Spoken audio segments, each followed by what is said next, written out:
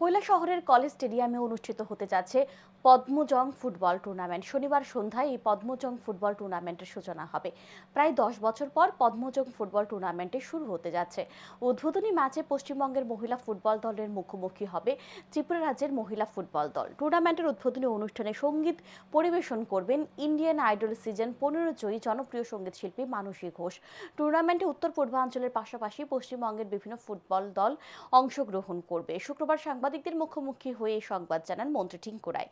পাশাপাশি তিনি সকলকেই টুর্নামেন্টের খেলা দেখার আমন্ত্রণ জানান।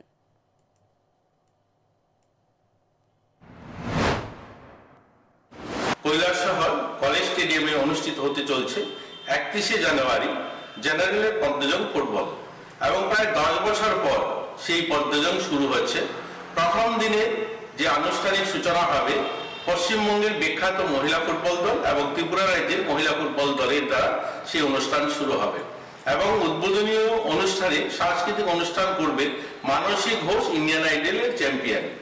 এবং পরবর্তীতে যে অংশগ্রহণকারী দলগুলো উত্তর পূর্বাঞ্চলের বিখ্যাত দল থাকবে, এবং উত্তর পূর্বাঞ্চল ছাড়াও পশ্চিমবঙ্গের বিভিন্ন দল সেখানে অংশগ্রহণ করবেন। সকলের আমন্ত্রণ রইল সেই ফুটবল টুর্নামেন্ট দেখার।